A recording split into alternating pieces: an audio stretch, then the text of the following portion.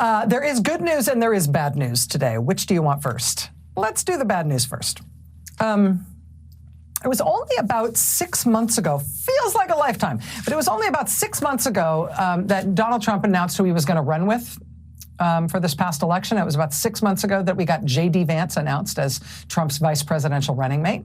And the choice was a little hard to parse. He was a good talker, like he's articulate in interviews, but it immediately became clear that he's a bad campaigner. He had a way of inadvertently insulting people and kind of ruining their day with his presence. Remember the poor donut shop workers in Georgia? The polling for him was terrible. The polling said he was the most unpopular vice presidential choice in generations.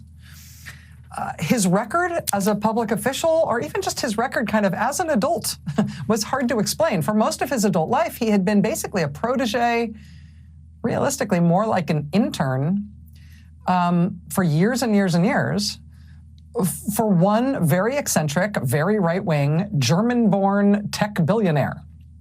That particular eccentric billionaire had basically adopted JD Vance, had set him up in a whole series of jobs, none of which he had very much success at. But then the billionaire decided that the next job he wanted to put JD Vance into was the United States Senate.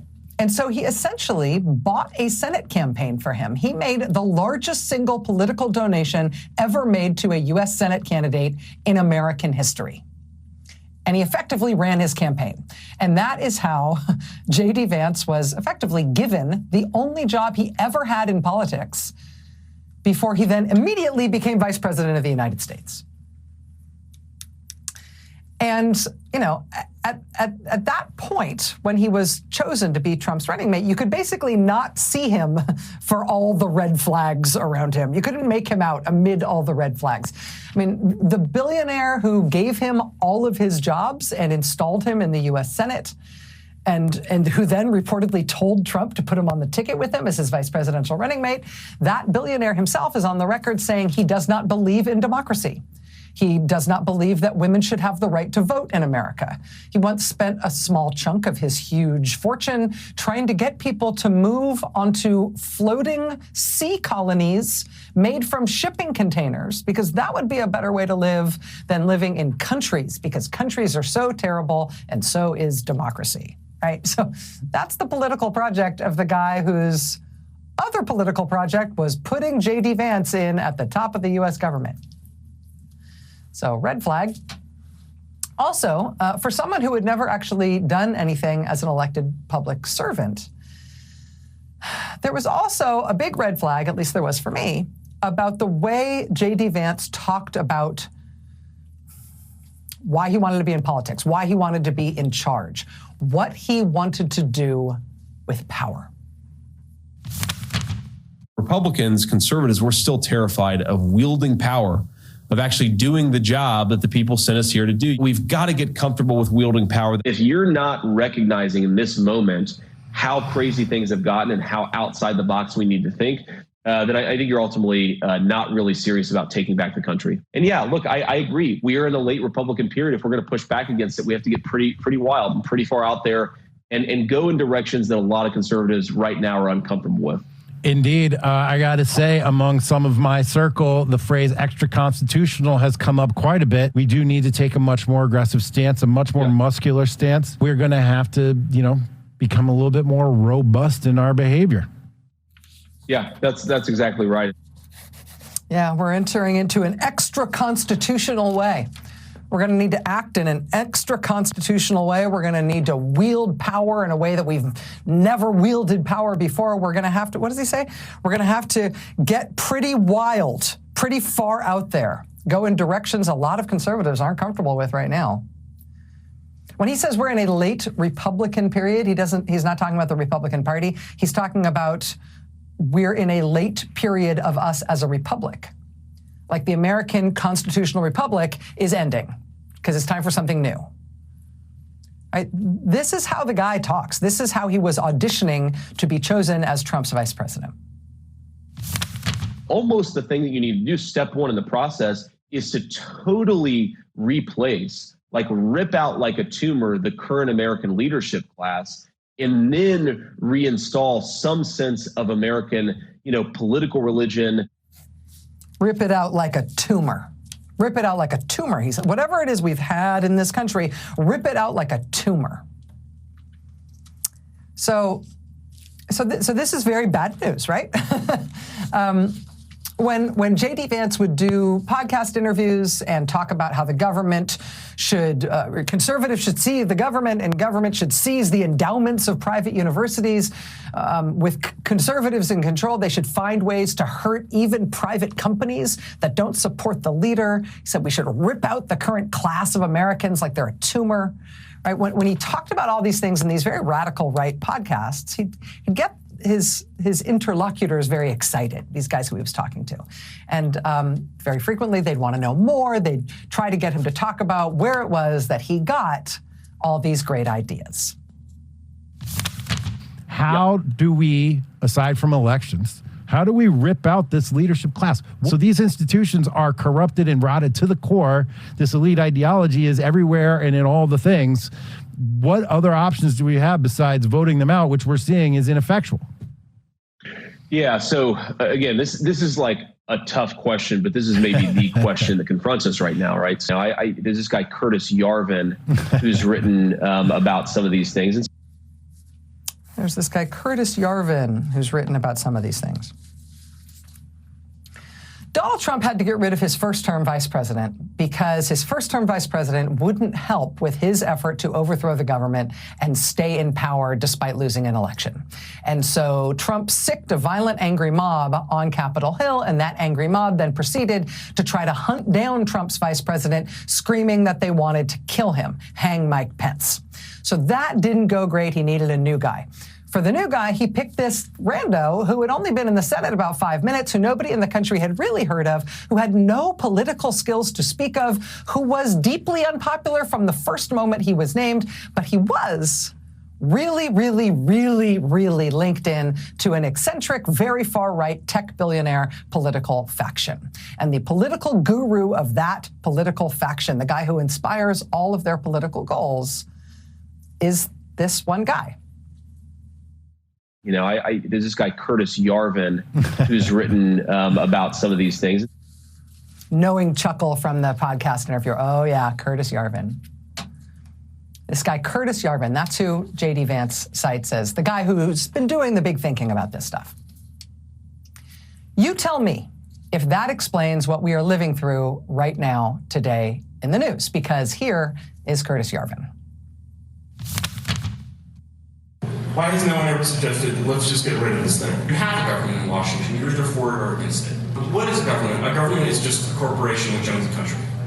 Nothing more, nothing less. It so happens that our sovereign corporation is very poorly managed. And there's a very simple way to replace that, which is what we do at all corporations that have failed. We simply delete them. We haven't been able to do that with our government for 200 years. So it's gotten a little bit stale. The other thing about getting rid of your government is you can't just say, well, the limits of the government are the limits of the formal government. You have to say, well, what is the system actually? And it includes a lot of things that are called NGOs, things that are called universities, things that are funded by the state. It's a very, very large system, and it all needs to be destroyed. NGOs, universities, things that are funded by the state. It's a large system, and it all needs to be destroyed. Because we need to, in his words, delete the government, delete the whole system, including nonprofits, including universities, including everything the government funds. We need to destroy all of it. And why would you do that? What would you want to replace it with? You need a CEO, and a national CEO is what's called a dictator. It's the same thing. There's no difference between a CEO and a dictator. If Americans want to change their government, they're going to have to get over their dictator phobia. Americans are going to have to get over their dictator phobia. We need to delete the government, destroy all nonprofits and schools, and get rid of everything the government funds. We need to bring it all down to zero. We need to destroy the whole system. And the reason we need to do that is so we can have a national CEO take over and run everything. And what is a national CEO? A national CEO is a dictator. Just Just run that definition one more time. You need a CEO, and a national CEO is what's called a dictator. It's the same thing. There's no difference between a CEO and a dictator. If Americans want to change their government, they're going to have to get over their dictator phobia. Americans need to get over their dictator phobia. This is the philosopher, right, of this milieu from which we got JD Vance. This is the philosophy that drives the eccentric right-wing tech billionaire class that has ascended, that is effectively the defining feature and driving force of Trump's second term. That is where they got JD Vance from. Quote, Vance is friends with Curtis Yarvin, whom he openly cites as a political influence. And this isn't like a Rosetta Stone, you know, it's not that complex. But they really did tell us in advance what they were going to do, and now they are doing it. And I think the biggest barrier to getting Americans to understand that during the election campaign was because it was so crazy you couldn't believe they were really going to do it, right? But now they're doing it. Because in order to delete the government, to destroy the whole American government and the American system and rip it out like a tumor, so instead we can get over our dictator phobia and at last have a national CEO. We can at last have a dictator. What do we have to do to get there? What's the operational day one plan to get there? What should we see these guys try to do if in fact they get that power that JD Vance says they need to wield more ruthlessly? So I've reduced this very complicated problem to a simple four-letter acronym, which is RAGE. And RAGE stands for Retire All Government Employees. Very, very simple. Now, the problem with this is, why have you never heard this before? Retire all government employees. It's interesting. He doesn't say fire them. He says retire them, both because RAGE is a better acronym than phage. But he also is suggesting giving them all payouts, giving government employees generous payments so they will all leave the government, so the government can be closed, can be deleted, can be collapsed, so that we can have a national CEO, so we can have a dictator instead. It's a pretty out there idea, right? Pretty wild, pretty far out there, as JD Vance might say. But here's what it looks like tonight in the flesh, because they're actually trying to do it. Tonight, a buyout program for every worker in the U.S. federal government. Quote, if you choose to remain in your current position, we cannot give you full assurance regarding the certainty of your position or agency, but should your position be eliminated, you will be treated with dignity. If you choose not to continue in your current role in the federal workforce, we thank you for your service to your country, and you will be provided with a dignified, fair departure from the federal government. This program begins effective January 28th, meaning today, and is available to all federal employees until February 6th, next Thursday. Quote, if you resign under this program, you will retain all pay and benefits regardless of your daily workload until September 30th, 2025, or earlier if you choose to accelerate your resignation. So they're doing it. They're offering a buyout. They're threatening to, well, they are trying to induce every single employee of the government to resign, and they say they will pay them to go. After that, though, no guarantees. Don't you want to get out now? This is weird, right? This is new. The reason this has never been done before is because this is not something that anyone would do if they actually wanted the U.S. government to continue. Even if they wanted to change what the U.S. government did, they would want to keep federal employees in position so that the government could do anything.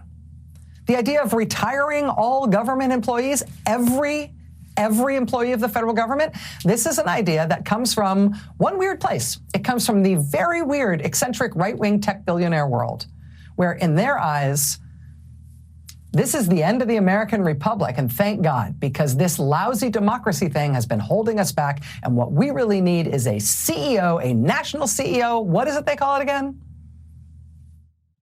You need a CEO, and a national CEO is what's called a dictator. It's the same thing.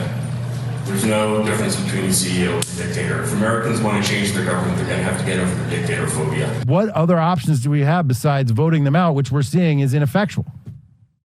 Yeah. So again, this is like a tough question, but this is maybe the question that confronts us right now, right? So there's this guy, Curtis Yarvin, who's written about some of these things. So we're not going to do the voting thing anymore. That has proven ineffectual. But there's this guy that has these other ideas. So now they're doing it.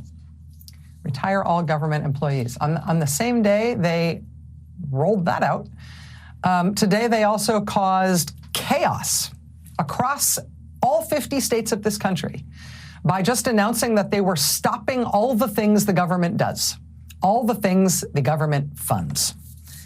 And I mean, you could see it.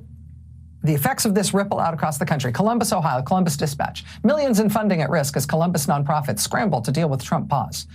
The Oregon Capitol Chronicle. Oregon officials scrambling to respond to Trump order freezing many federal funds. In Alaska, the Anchorage Daily News. Catastrophic for a state like ours. Alaska governments and nonprofits react to federal grant funding freeze. Florida, the Miami Herald. Confusion in Miami over federal grant freeze. Channel 10 in Miami-Dade County. Miami-Dade officials very concerned about federal funding freeze. Idaho grant recipients scrambling for clarity after federal freeze. Nebraska officials assessing impact of very concerning Trump funding freeze order. Illinois shut out of Medicaid as Trump enacts temporary freeze on federal funds. Trump order puts $700 million in grants on pause for Louisiana schools. Maine housing authorities can't access funds after Trump's federal grants freeze. So the bad news is bad, right? This is them dismantling the government. And it's not because they think there's a nice, smaller government in there somewhere that they're trying to find. This is them dismantling and trying to get rid of the American system of government. That's the bad news. The good news is they're not all that good at this. And we saw that today in the inexplicable, unlawyered, clumsy language of this two-page order to stop all federal funding. That order directed, for example, that the Green New Deal funding must stop. The Green New Deal is a years-old piece of proposed legislation that never actually passed. The inexplicability, the sort of bumper sticker style language of the Stop All the Funding order is why so many of the initial headlines about the impact of this today focused on the confusion, the lack of clarity, nobody really having any idea what exactly the Trump administration was shutting down. And that was true in blue states, that was true in purple states, that was true in red states. As members of Congress and governors and former government officials and members of the press started putting it together, started circulating lists of all the things that this Trump order was shutting down, the White House themselves appeared to be fairly bewildered by the news that this was, in fact, the stuff that they were shutting down. Like, really, we're shutting down veterans' homeless shelters? We are? We're shutting down meat and poultry inspections? We are? We're shutting down school breakfasts, school lunches. We're shutting down home heating assistance. It's January 28th. We're shutting down housing assistance, including rent vouchers, which is how people pay their rent first of the month when the rent is due is Saturday. We're shutting down food stamps, the SNAP program. Millions and millions and millions of Trump voting Americans get SNAP. Millions of Americans of all stripes.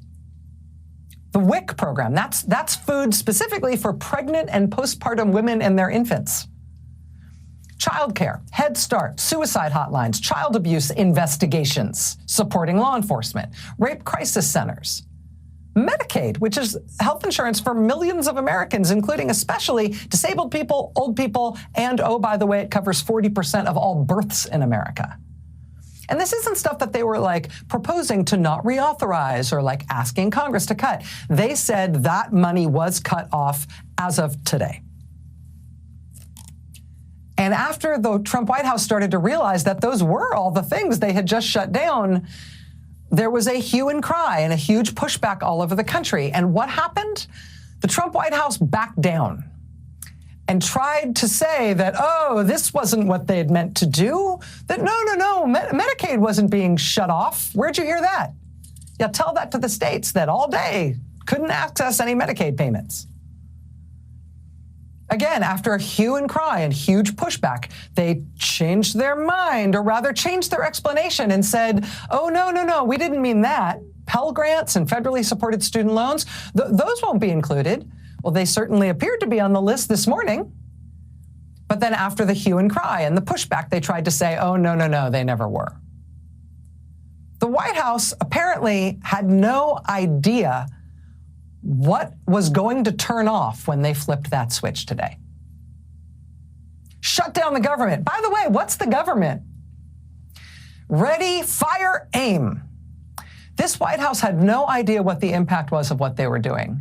And so they spent all day taking more and more and more of it back as people told them what they had just done and pushed back hard. Later in the day, they put out a new directive insisting, oh, no, we didn't mean food stamps.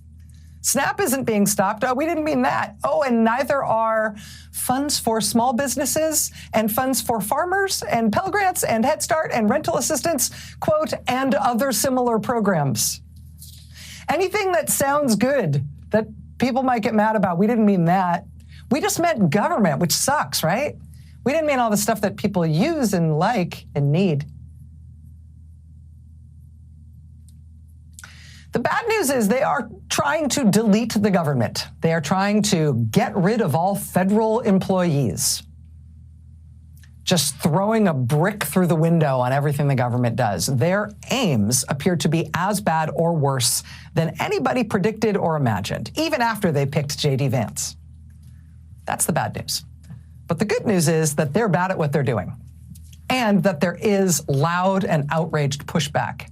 And it is pushing them back. The pushback is happening all across the country, red states and blue states. We are about to see the impact of that in Washington. Democrats in the House today called an in-person emergency all-hands-on-deck in Washington meeting tomorrow to plan a response that they say includes not just legislation and communication, but also litigation. That emergency all-hands-on-deck meeting today called by Hakeem Jeffries, the Democratic leader in the House.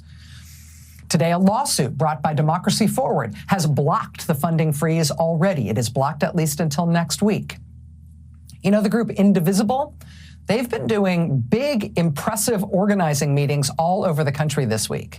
Look at these pictures of their numbers that are turning out at their meetings right now. These organizing meetings, again, all over the country. Indivisible is calling on Democratic senators in response to what Trump has just done, telling them what Trump has just done here in this last couple of days is so extreme. This is so bad. Democratic senators need to not wait to see what else he's going to do. They actually need to take relatively extreme action in response right now. Indivisible is calling on Democratic senators to, quote, oppose all nominees until Trump reverses the freeze, to deny unanimous consent in order to slow down Senate proceedings, to vote no on all cloture votes, to, quote, force quorum calls at every opportunity. They say, quote, Trump is daring anyone to stop him as he seizes power, ignoring Congress and rewriting laws by decree.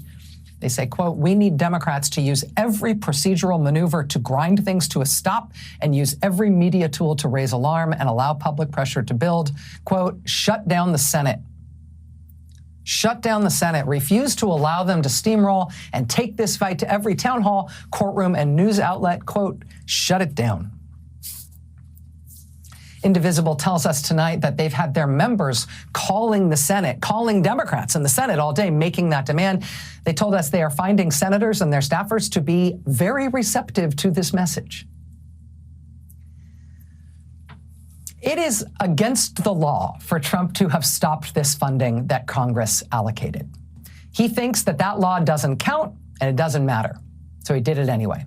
For that matter, it's also illegal for Trump to have fired people at the National Labor Relations Board and the EEOC today.